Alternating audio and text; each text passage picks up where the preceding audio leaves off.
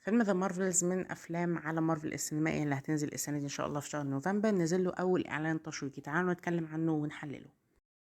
شركات الافلام كلها دلوقتي عماله تخبط في بعض في فتره كده اسبوعين بقالنا. فترة من تنزيل الإعلانات التشويقية للأفلام المختلفة اللي كلها صراحة أفلام أنا متحمس ليها. بس قريبة نزل أول إعلان تشويقي لفيلم ذا مارفلز، الجزء التاني لفيلم كابتن مارفل اللي ما كانش أفضل حاجة. استكشف شخصية كارول دانفرز وبيتكلم عن الأوريجين ستوري بتاعتها. الفيلم المرة دي بيخلي كارول تجتمع مع شخصيتين كمان اللي تقدموا في مسلسلات ديزني بلس، مس مارفل ومونيكا رامبو اللي هتكون البطلة فوتون في الفيلم ده. هتكلم عن رأيي من أول اللقطات اللي شفناها من الفيلم ده، التفاصيل اللي فيه، القصة بالظبط هتكون عاملة ازاي. فلو متحمسين للفيلم ده ما تنسوش تكتبوا لي رأيكم في الكومنتات عن الإعلان، وما تنسوش تعملوا لايك وتشتركوا في القناة وتفعلوا الجرس. وايه اللي انتوا كمان شايفينه في الإعلان ده، أنا ما اتكلمتش عنه أي تفصيلة أي حاجة. ويلا نبتدي. شخصية كارول دانفرز بقالنا فترة ما شفناهاش في عالم مارفل السينمائي بشكل كبير. آخر مرة كنا شفناها بشكل كبير وواضح كان في فيلم افنجرز اند جيم. ساعدت الأبطال بتوعنا على كوكب الأرض ومشيت من كوكب الأرض ما نعرفش عنها حاجات كتيرة. بعد كده شفناها في كام مشهد بعد الشر كده الفيلم شانكشي ومسلسل مس مارفل، لكن بالظبط كانت بتعمل ايه مش عارفين، وده اللي هنشوفه في الفيلم ده ان شاء الله. لكن بتضطر انها كمان تتعامل مع شخصيتين تانيين، مس مارفل البنت اللي مهووسة بيها وبتحب جدا الحاجات اللي بتعملها وقوتها، ومونيكا رامبو العميلة اللي كانت في منظمة سورد اللي برضو شفناها في مسلسل وان فيجن وعرفنا ايه اللي حصل لها وحصل لمامتها، اللي مامتها كمان كانت قريبة جدا من كارول دانفرز. بعد ما حصلوا كلهم على قوة، اكتشفوا ان قوتهم ليها علاقة ببعض، وكل ما يستخدموا قوتهم بيتبدل اماكنهم زي ما شفنا في المشهد ما بعد الشر من مسلسل مس مارفل. بس ايه علاقة كل ده ببعضه هنستكشف في الفيلم ده ان شاء الله. الفيلم ده من افلام مارفل اللي هتتكلم عن الفضاء عامة، فهيكون فيه سكيل كبير جدا وشخصيات كتيرة وكواكب مختلفة ومؤثرات كتيرة جدا، فعشان كده تم تأجيله لشهر 11 عشان يشتغل عليه بشكل كويس، واعتقد ان دي حاجة بوزيتيف. الاعلان بتاعنا بيبتدي في احد المحطات الفضائية اللي شفنا فيها نيك فيوري في مشهد ما بعد اشارة لسبايدر مان فار فروم هوم. هنا المرة دي اسمها سيبر بيز، والاسم ده عامة في الكوميكس كان لمنظمة تانية غير سورد وغير شيلد. بس هنا معرفش ده اسم المركبة ولا اسم المنظمة دي بالظبط، لان انا افتكرت ان هما هنا بيمهدوا لمنظمة سورد انها تكون المنظمة الكبيرة اللي زي شيلد كده للمرحلة دي. انا معرفش صراحة. بس بنشوف هنا نيك فيوري، ونيك فيوري هنا واضح ان هو بحالة احسن بكتير من اعلان سيكريت انفيجن. اعتقد ان ده فيلم هيكون احداثه بتحصل قبل سيكريت انفيجن، انا حاسس كده. ممكن يكون ده بفتره قبل سيكريت انفيشن، انا مش متاكد الصراحه والاعلان ما وضحش. لكن بتشوف هنا ان هو مع مونيكا وبيعملوا مهمه معينه بتستكشف فيها كده زي بوابه من الطاقه، لما بتلمسها كمان طاقتها بتتفاعل مع البوابه دي. فممكن ده حاجة يكون ليها علاقة بطاقة مونيكا عامة، اللي زي ما احنا عارفين طاقتها اتفعلت من العالم بتاع واندا، لكن كانت متأثرة فيها من فيلم كابتن مارفل ده اللي الناس كتير بتتكلم عنه، ووضحوا كده او لمحوا ليه في مسلسل واندا فيجن. فممكن الموضوع يكون له علاقة بحاجة في الفضاء، وهو ده السبب اللي استدعى بيه نيك مونيكا للفضاء في مشهد ما بعد الشر لواندا فيجن. بنشوف هنا كمالا بتبدل مكانها مع مونيكا، ومونيكا بتبدل مكانها مع كارول، وكارول كمان بتروح بيت كمالا مكانها.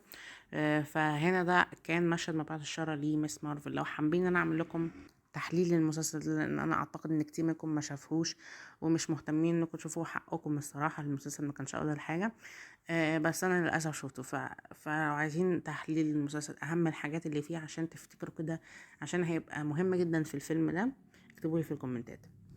هما برضو هيلعبوا دور مهم في الفيلم بتاع ذا مارفلز، هنا بنشوفهم في لقطات كتير في الاعلان، وهما متعلقين جدا بشخصية كارول دانفرز. يعني هما لو هتلاقيهم غالبا في الفيلم بتاعها. حتى بنشوف الشخصيات معانا في سفن ليهم بيحاربوا بعض الجنود من الكري، بنشوفهم في كواكب مختلفة، والشريرة دي اللي أنا هتكلم عنها برضو دلوقتي، فدورهم هيكون برضو كبير، وهنعرف برضو معلومات عن ايه اللي حصل لهم من الفترة بتاعت فيلم كابتن مارفل اللي هو أصلا في التسعينات لحد دلوقتي. فعدى عليهم فترة طويلة، ممكن يكون في حاجات كتيرة حصلت. ممكن كمان نشوف الشرير بتاع The Supreme Intelligence. الشرير ده هو آلي اندرويد فمالوش هوية معينة. شفناه هنا في فيلم كابتن مارفل الجزء الاول طبعا، فممكن يرجع هنا في الفيلم ده كمان. وكارول دانفرز على فكرة ممكن كمان تكون عدوة لكوكب ده، احنا منعرفش كمان هي كانت بتعمل مهمات في الفضاء ايه. شفناها حتى في المشهد ما بعد شهر فيلم شانكشي، سابت المكالمة على طول، ولأن كان في حاجة مهمة جدا ليها علاقة بالفضاء. فواضح ان هي كانت الفترة دي كلها بتتعامل مع الكري، ممكن تكون اعتبروها عدوة ليهم، لأن هي انقلبت على الجيش انقلبت على الجيش بتاعهم في نهاية الفيلم، وحاربت العضو اللي كان في الجيش بتاعهم ده، اللي هو كان الشرير الأساسي للفيلم. فأعتقد هنا إن هما ممكن يكونوا كمان شايفينها كعدو ليهم، والشرير بتاع الفيلم ده له علاقة بالكري، إنها تاخد حق الكوكب بتاعها والفصيلة بتاعتها من كارول. والشريرة دي هي اللي بتكون في اللقطة دي. الشريرة دي منعرفش اسمها ايه، مستوحاة من أي شخصية من الكوميكس، في نظريات كتيرة لكن احنا منعرفش حاجة. لكن بنشوف في ايديها كمان العصاية دي اللي هي كانت بتاع الشرير رونن. الشرير رونن ده شفناه في فيلم Guardians of the Galaxy، شفناه في فيلم كابتن مارفل. وعامة مهمته ان هو كان واخد منصب كده في الجيش بتاع الكري، كان منصب عالي جدا. رونن ده كمان كان كان بيتعامل مع ثانوس، وكان بيحاول يوصل له كمان الحجر بتاع القوة في فيلم Guardians of the Galaxy. فالعصاية دي اتدمرت اصلا في فيلم Guardians of the Galaxy، لكن بنشوف واحدة زيها معاها. فممكن يكون ان هم عندهم كذا واحدة او صلحوها وبيدوها اللي بيحصل على المنصب ده، لان الشخصية دي ماتت في السلسلة. لكن المرة دي كمان بنشوف معاها اسورة زي اسورة مس مارفل كده بالظبط، نفس الشكل ونفس نوعية الطاقة. واحنا عارفين وتأكدنا ان الصورتين دول ليهم علاقة بالكريم من مسلسل مس مارفل. في حلقة من الحلقات تقريبا الحلقة الخامسة كده، بنشوف احد اجداد مس مارفل اللي بيكون بيستكشفوا الاسورة دي في احد معابد التين رينجز. وطبعا لو شفتوا المسلسل هتعرفوا ان قوة كمالة كمان كان ليها علاقة بحاجات من الجينات بتاعتها وتاريخ أسرتها وحاجات كده، لكن الموضوع مكملش بشكل كبير عن تاريخ الأسورة دي.